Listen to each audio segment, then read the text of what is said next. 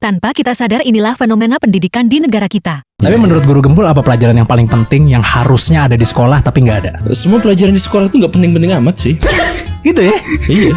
Kita belajar pelajaran ekonomi gitu ya. Iya. Tapi kita tuh nggak belajar ekonomi. Oke. Apa dong? Ya emang kita belajar apa ekonomi? Kalau misalkan kita belajar ekonomi ya, maka pelajaran pertama itu adalah gimana cara dapetin duit. Yes. Gimana cara mengelola duit. Terus gimana caranya jadi menguasai aset. Terus gimana caranya menyebarluaskan aset jadi konglomerat. Misalkan gitu. Iya. Itu 1 tahun kita jadi kaya raya kalau belajar ekonomi itu. Tapi pas pelajaran ekonomi kita belajar tentang perbandingan ekonomi kapitalis, Pancasila dan komunis. Catat ya. Ya terus faedahnya apa itu? Perbandingannya udah selesai 40 tahun yang lalu.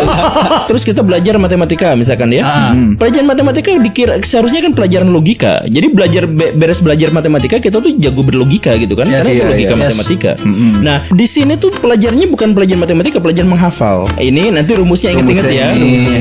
Salah rumus berarti jawabannya salah walaupun benar gitu kan. Padahal sebenarnya saya waktu SD SMP tuh saya bisa menciptakan puluhan rumus untuk menyelesaikan satu masalah yang sama. Tapi rumus saya semuanya ditolak. Jadi logika berpikir saya yang menciptakan inovasi-inovasi kandal ditolak demi hafalan menghafal rumus orang lain. Pelajaran di Indonesia, pelajaran ekonomi nggak ekonomi, pelajaran matematika nggak matematika. Akhirnya ada fenomena yang unik di Indonesia. Apa itu?